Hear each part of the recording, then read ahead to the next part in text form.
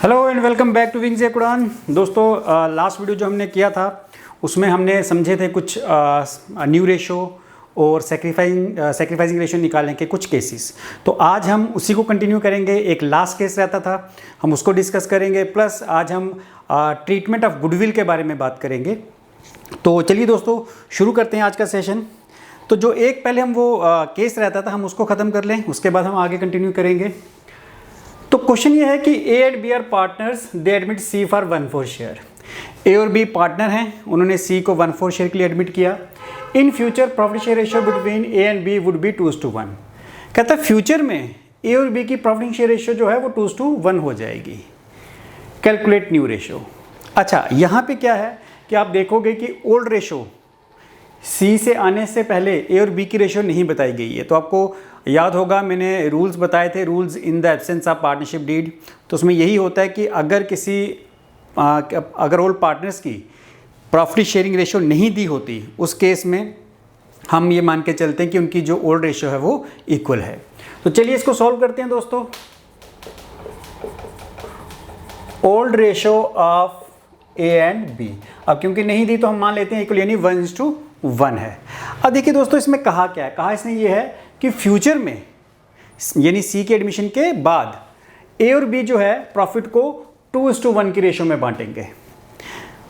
तो हम यहाँ पे सी की बात नहीं कर रहे, हम कर रहे हैं ए और बी की बात की सी के आने के बाद ए और बी फ्यूचर में प्रॉफिट को 2:1 की रेशियो में बांटेंगे। इसका मतलब सी को उसका शेयर देने के बाद जो प्रॉफिट बचेगा उस प्रॉफिट को फिर वो 2:1 की रेशियो में बांटेंगे।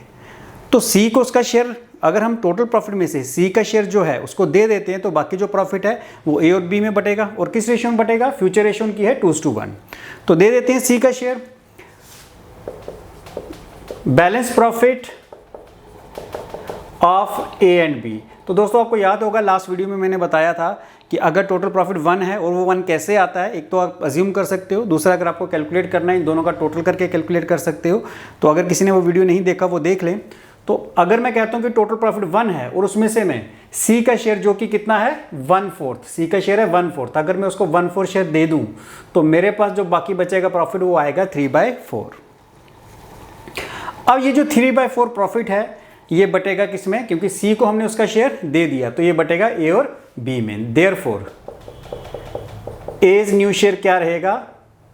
हमारे पास जो प्रॉफिट है 3/4 यही बैलेंस प्रॉफिट है, इसी प्रॉफिट को बांटना है। और किस में बांटना है? ए और बी में। और किस रेशो में? वो हमें क्वेश्चन में ये दी हुई है कि फ्यूचर में 2:1। इसका मतलब ए का शेयर होगा इसमें 2/3। 3 कैसे आया? दोनों का टोटल मैंने पहले भी बताया था, नीचे लिख देना है। 3 2 6, 4 3 12। और बीज न्यू शेयर सेम तरीका उसके लिए भी कर देना है। बैलेंस प्रॉफिट कितना बचा है? यही प्रॉफिट है, इसी को ए और बी ने बांटना है। ए को हमने दे दिया 3/4 का 2/3, बी का कितना होगा 1/3 क्योंकि रेशियो है 2:1। तो इसका हो जाएगा 3/12। तो अब बना लो न्यू रेशियो। न्यू रेशियो क्या बनेगी?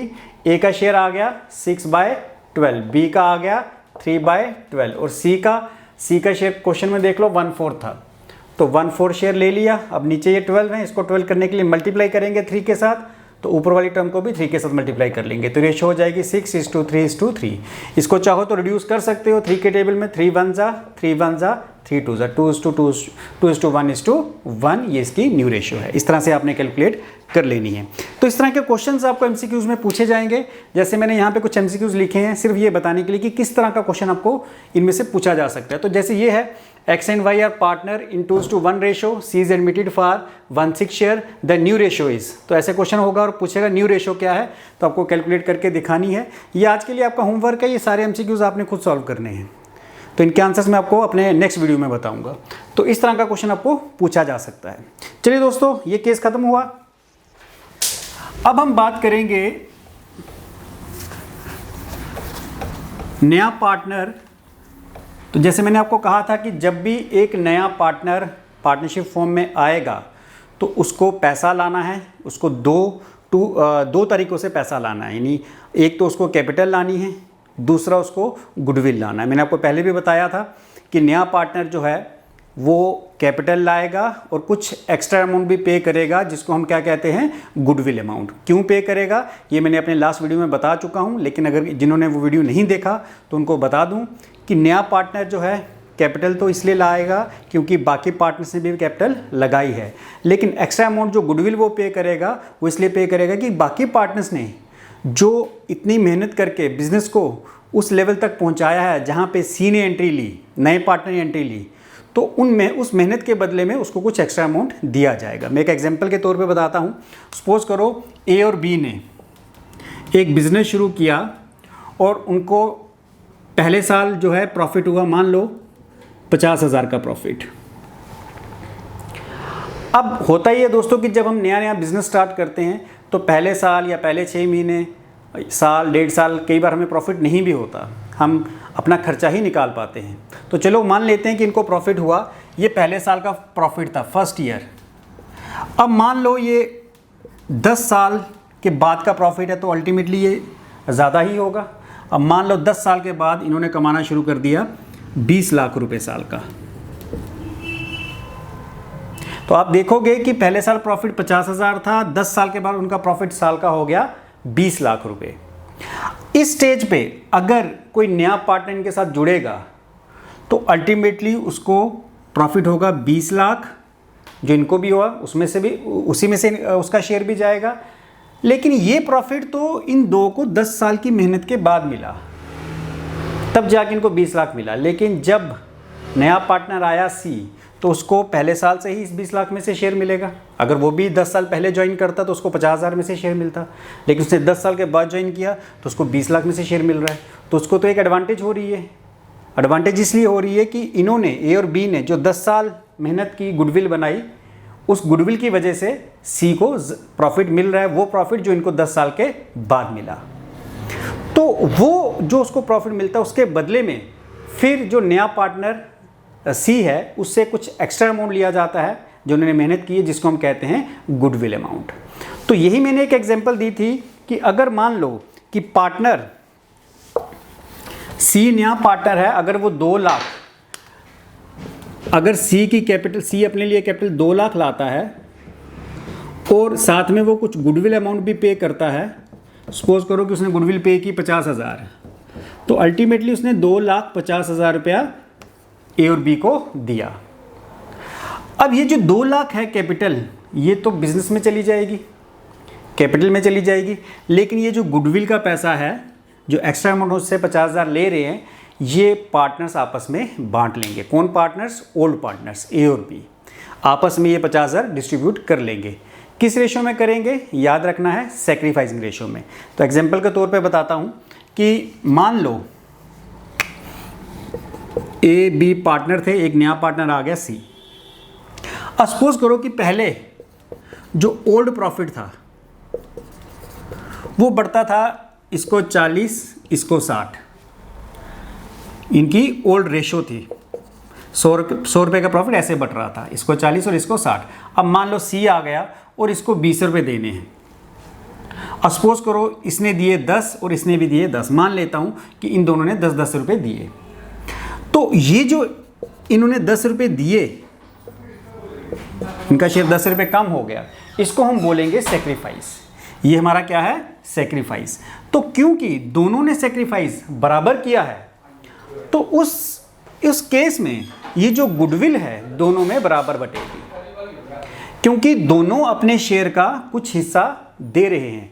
जितना हिस्सा वो सी को पे करेंगे उसी हिस्से के हिसाब से, उसी रेशो के हिसाब से उनको सी ने जो पैसा लाया है 50,000 गुडविल का, वो उनको डिस्ट्रीब्यूट होगा। तो अगर उन्होंने बराबर शेयर दिया सी को तो 25,000 गुडविल इसको मिल जाएगी एक, और 25,000 बी को मिल जाएगी। अगर मान लो ए ज़्यादा सेक्रीफाइस करता है तो गुडविल ए को ज़्यादा मिलेगी, बी को कम मिलेगी। या ऐसे भी हो सकता है कि मान लो ये 20 रुपये का जो शेयर है ये सारा का सारा ए ने दिया। अब ऐसा कोई ज़रूरी नहीं है कि दोनों ही पार्टनर्स सेक्रीफाइस करेंगे, ये ज़रूरी नहीं है, एक पार्टनर भी सेक्रीफाइस कर सकता है। तो अगर मान लो ये 20 के 20 ए ने दिए तो सारा की सारी गुडविल जो है 50,000 की गुडविल, वो सारी की सारी किसको मिलेगी?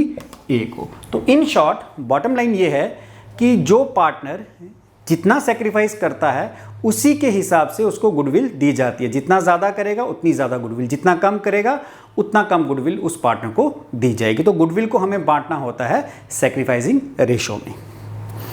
चलिए दोस्तों, अब इसके कुछ केसेस हैं वो डिस्कस कर लेते हैं। इसमें कुछ जर्नल एंट्रीज हैं। जर्नल एंट्रीज तो आपको नहीं पूछेंगे, लेकिन उससे रिलेटेड क्वेश्चंस पूछे जा सकते हैं। मैं अभी बताऊंगा कि किस तरह का क्वेश्चन आपको पूछा जा सकता है। तो ट्रीटमेंट ऑफ गुडविल ज़्यादा डिटेल में इसकी मैं नहीं जाऊंगा, क्योंकि आपको ज़्यादा प्रैक्टिकल वर्क की इतनी भी ज़रूरत नहीं है। तो ट्रीटमेंट ऑफ गुडविल में केस फर्स्ट जो है इसमें है, if goodwill is paid privately. Privately का मतलब हो गया दोस्तों कि जो नया पार्टनर है वो जो गुडविल लेके आ रहा है वो बिज़नेस में नहीं लेके आ रहा, वो बिज़नेस के बाहर ही सेटलमेंट हुई।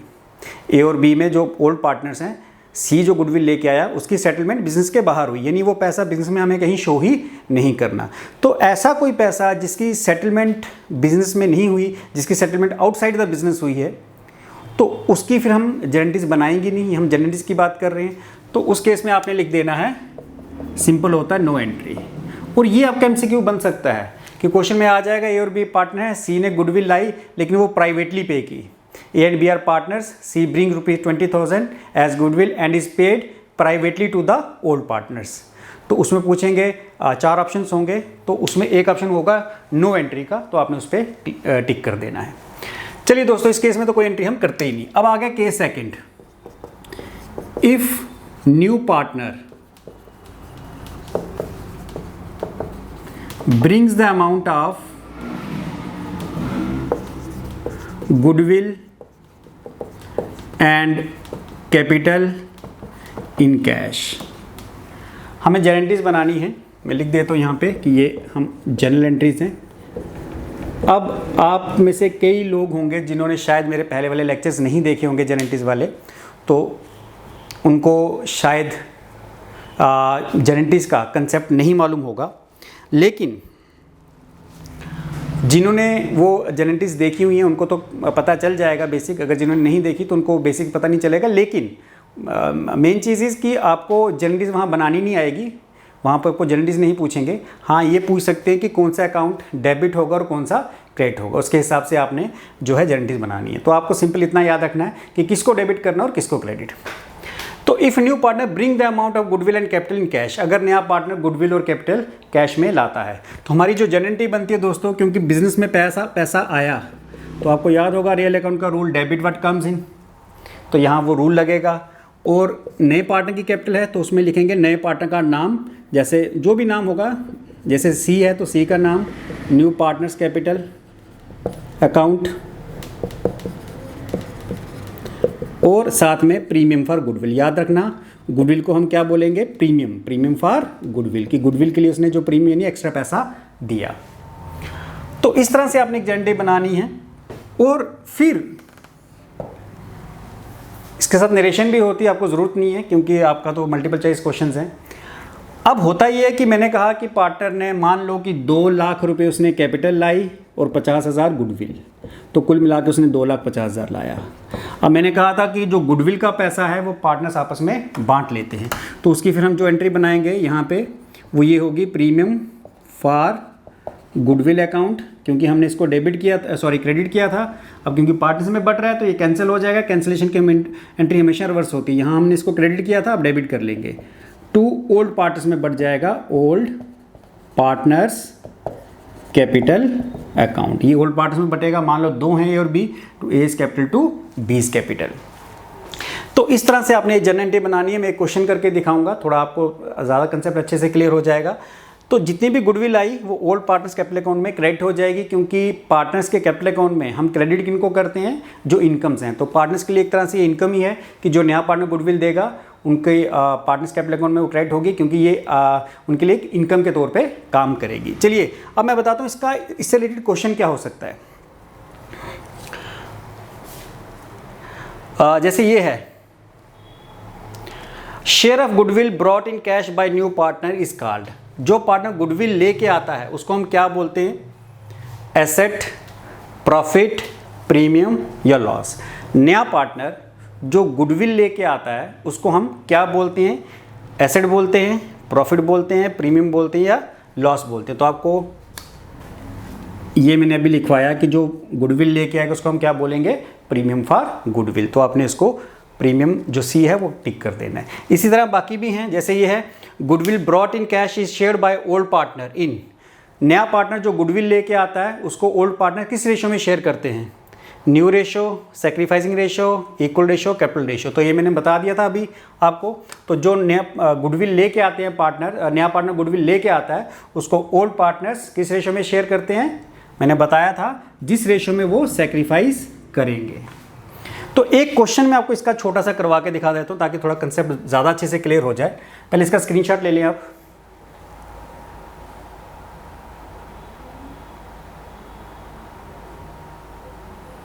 चलिए दोस्तों, आई होप आपने स्क्रीनशॉट ले लिया। अब मैं एक क्वेश्चन लिख के आपको दिखाता हूँ कि किस तरह का वो क्वेश्चन होगा। ऐसे क्वेश्चन हो सकता है आपको, A and B are partner in equal ratio,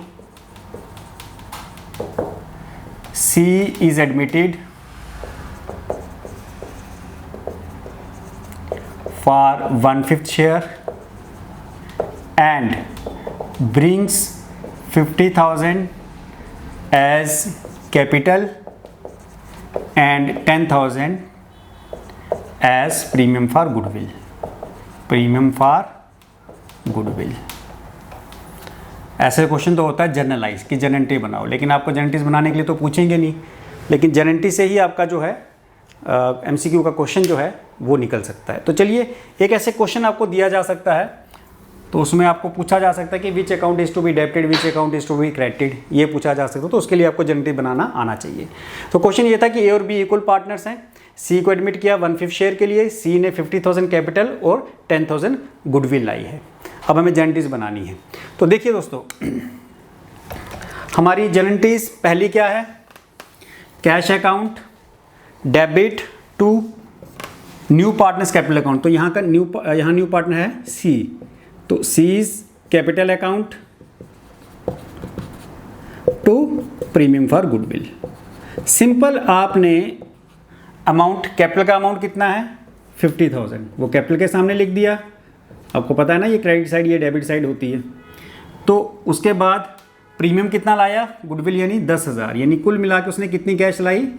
60,000। तो आपका क्वेश्चन ये भी हो सकता है कि ए ने 50,000 कैपिटल और 10,000, सॉरी सी ने 50,000 कैपिटल और 10,000 गुडविल लाई, तो टोटल कैश उसने कितना लाया? तो आपको फिर वो ऑप्शन दे देंगे 40,000, 50,000, 60,000 या 70,000। तो आपने वैसे टिक कर लेना है। तो हमें जो उसने टोटल कैश लाया जिसमें से 50 उसकी कैपिटल थी, 10,000 उसने गुडविल लाई, तो कुल मिला के 60,000 उसने कैश लाया। अब दूसरी चीज़ मैंने कहा था कि जो प्रीमियम पार्टनर लेके आता है वो ओल्ड पार्टनर्स आपस में बांट लेते हैं। तो एंट्री क्या बनेगी? Premium for goodwill account to old partner. कौन कौन है ओल्ड पार्टनर? ए और बी। तो हम लिखेंगे to A's capital account to B's capital account. Simple. तो कितनी गुडविल लाई थी? 10,000। अच्छा, आपको याद होगा मैंने जब आपको करवाना शुरू किया था cases calculation of new and sacrificing ratio, उसमें मैंने कहा था कि अगर किसी क्वेश्चन में सैक्रिफाइस के बारे में कुछ नहीं दिया होगा कि कौन पार्टनर कितना सैक्रिफाइस कर रहा है, तो ओल्ड रेशो ही सैक्रिफाइसिंग रेशो रहती है। तो इस केस में ओल्ड रेशो क्या है?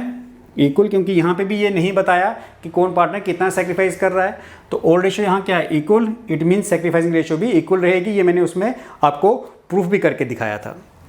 तो सैक्रिफाइसिंग रेशो यहाँ पे हम इक्वल मान के चलेंगे तो 10,000 है, जिसमें से ए को मिलेगा 5,000 और बी को भी मिलेगा 5,000। तो इस तरह से आपने जनरेटिव पास कर देनी है। तो ये है एक तरीका ये जनरेटिव बनाने का। ऑफ कोर्स आपको जनरेटिव नहीं आएंगी, लेकिन आपको इससे रिलेटेड क्वेश्चन पूछा जा सकता है कि अगर सी कैपिटल आ रहा है तो हम डेबिट किसको करेंगे? यहाँ पे एक question, goodwill brought in cash share, ये तो खैर हो गया। When new partner pay for goodwill in cash, the amount should be debited in firm's book।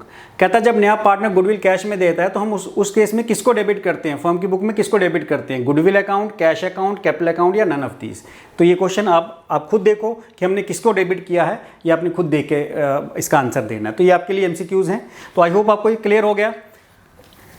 एक और छोटा सा केस है, वो करवा के मैं इसको ख़त्म कर रहा हूँ।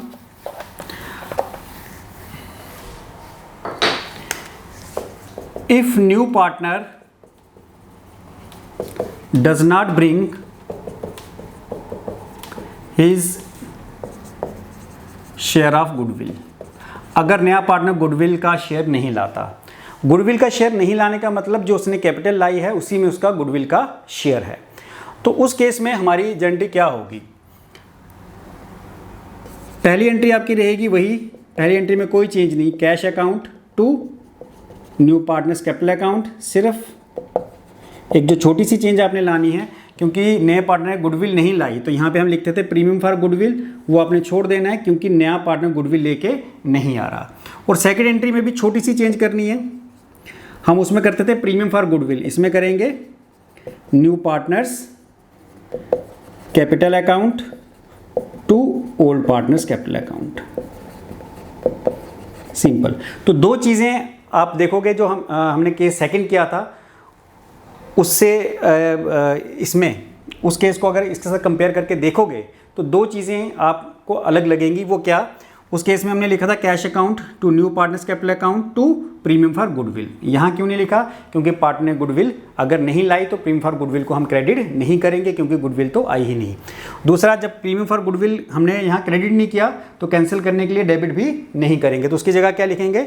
New partners capital account. Reason क्या बताया मैंने कि जो पार्टनर कैपिटल लेके आ रहा है उसी में गुडविल इंक्लूड है, तो कैपिटल को हमने क्रेडिट किया। अब इसमें से मैंने कहा था अकाउंट्स में कोई भी चीज़ हमें माइनस करनी है, डिडक्ट करनी है तो आपको एक रिवर्स एंट्री करनी है। तो रिवर्स एंट्री क्या होगी? अगर पार्टनर्स को हमने यहाँ पे पार्टनर्स कैपिटल अकाउंट को हमने यहाँ क्रेडिट किया तो यहाँ पे उसको सेकंड एंट्री में डेबिट कर लेंगे। तो बस ये चेंज होगी, new partners capital account to old partners capital account. तो इस पर क्वेश्चन कुछ इस तरह से हो सकता है, A and B are partners in 3:2 ratio, C is admitted and brings rupees 1 lakh as capital. Goodwill of firm is admitted for 1/5 share. ये 1/5 share. Goodwill of firm is rupees 50,000. Generalise. अब देखो दोस्तों यहाँ पे क्लियरली लिखा है कि सी नया पार्टनर है, उसका शेयर 1/5 है और उसने 1 लाख कैपिटल लाई। गुडविल के बारे में कुछ नहीं है, यहाँ पे दी है फर्म की गुडविल। सी को गुडविल जो लानी होती है बेसिकली उतनी ही लानी है जितना उसका शेयर है। जैसे उसका शेयर अगर 1/5 है तो फर्म की जो गुडविल होगी उसका 1/5 उसको देना पड़ेगा। अब यहाँ पे हम मान के चल रहे हैं कि फर्म की गुडविल 50,000 है, क्वेश्चन में गिवन होगी। तो अगर हम इसको सॉल्व करें तो सी का शेयर पहले हम निकाल लेते हैं कि उसने गुडविल लानी कितनी थी। तो डिपेंड करता है कि फर्म की गुडविल कितनी है। अगर फर्म की गुडविल 50,000 है और सी का प्रॉफिट में हम उसको 1/5 शेयर दे रहे हैं तो गुडविल भी उसको 1/5 ही लानी पड़ेगी, यानी कितनी? 10,000। तो इस तरह से पहले आपने गुडविल निकाल लेनी है। अब आपने जर्नटी पास कर दी है सेम ऐसे, cash account to new partners capital account. तो न्यू की जगह हम लिख देंगे जो पार्टनर का नाम है। क्या नाम है? Seize capital account. तो कितनी कैपिटल आई? वो आप कैपिटल का अमाउंट ये दिया आपको 1 लाख रुपए। और second entry new partners capital account. तो न्यू पार्टनर कौन है उसका नाम लिख लो, C's capital account to old partners capital account. तो यहाँ पे उसने जो गुडविल लानी है वो लिखनी है और गुडविल हमने ये अलग से कैलकुलेट कर ली हुई है। कितनी गुडविल है? 10,000। तो इसकी कैपिटल में से ही निकलेगी, इसलिए उसका सी का कैपिटल अकाउंट डेबिट करें, क्योंकि हमने यहाँ क्रेडिट किया था, कैंसिल करने के लिए डेबिट करेंगे 10,000। और ओल्ड पार्टनर कौन कौन है? ए और बी। तो A is capital account to B is capital. तो जैसे मैंने कहा था कि गुडविल को हम सेक्रीफाइसिंग रेशो में बांटते हैं और ओल्ड रेशो ही इस केस में सेक्रीफाइसिंग रेशो रहेगी। रीज़न मैंने बताया था कि अगर आपको सेक्रीफाइस के बारे में नहीं बताया गया क्वेश्चन में तो ओल्ड रेशो ही सेक्रीफाइसिंग रेशो रहेगी, मतलब 3:2। तो बांट लो 3:2 की रेशो में। तो देखो गुडविल है 10,000 और 3:2 की रेशो में 3/5, यानी इसको जाएगा 6,000 तो अल्टीमेटली इसको 4,000 ही जाएगा। 10 है 6 इसको चला गया ए को, तो बी को 4,000 ही जाएगा। लेकिन आपको मैं ये बता दूं कि जेनेटिक्स आपको नहीं पूछेंगे, सिर्फ जेनेटिक्स से रिलेटेड क्वेश्चंस कि एक क्वेश्चन दे देंगे जैसे ये दे दिया हुआ है, पूछेंगे किसका अकाउंट, अगर सी ने गुडविल नहीं लाई तो उसका गुडविल का शेयर हम कैसे निकालेंगे, उसमें 4 ऑप्शंस दे देंगे। तो इस तरह का आपको एमसीक्यूज पूछा जा सकता है। Which account is to be debited, which is to be credited. तो आपको वो कौन सा अकाउंट डेबिट करना है, कौन सा क्रेडिट करना है, जब आपने प्रैक्टिकल वर्क उस पर किया होगा थोड़ा सा, तब आप उसका आंसर अच्छे से दे पाओगे। अगर आप ऐसे याद रख सकते हो तो अच्छी बात है, नहीं रख सकते तो थोड़ा सा आपने ना प्रैक्टिकल वर्क करना है, क्योंकि कुछ चीज़ें याद रखने के लिए प्रैक्टिकल वर्क इंपॉर्टेंट होता है। अल्दो ये आपके अगेन मैंने पहले भी कहा कि एमसीक्यू का हिस्सा नहीं है, इन द सेंस कि आपको ये जनरल तो नहीं पूछी जाएंगी, लेकिन which account is to be debited, which is to be credited, ये पूछा जा सकता है। तो उसके लिए थोड़ा सा प्रैक्टिकल वर्क आपको इंपॉर्टेंट है। ये अभी मैं इन डेप्थ में गया ही नहीं हूँ, मैंने सिर्फ ओवरव्यू करवाया आपको, तो आपको इतना ही काफ़ी है, ये आप करिए। बाकी ये मैंने कुछ एमसीक्यूज लिखे हैं, इसमें से आपका जो 5th एमसीक्यूज है और 6th एमसीक्यूज, ये आप बेशक छोड़ दीजिए, क्योंकि ये रिवोल्यूशन अकाउंट का है जो मैं अपने नेक्स्ट वीडियो में करवाऊंगा, और नेक्स्ट वीडियो में इस चैप्टर को मैं ख़त्म करूंगा। उसके बाद 3 और चैप्टर हैं, रिटायरमेंट, डेथ और रिजोल्यूशन। मेरे ख्याल से हर एक में 4 या 5 वीडियोज़ आएंगे, तो 12 से 15 वीडियो में ये ख़त्म हो जाएगा। उसके बाद 2-3 चैप्टर और है। तो बहुत सारे बच्चों की क्वेरीज थी कि कितना सिलेबस बचा है, तो मैं आपको बता दूं कि 17-18 लेक्चर्स और हैं, उसके बाद सिलेबस ख़त्म हो जाएगा, फिर हम एमसीक्यूज़ पे आएंगे। थैंक यू दोस्तों, थैंक यू वेरी मच।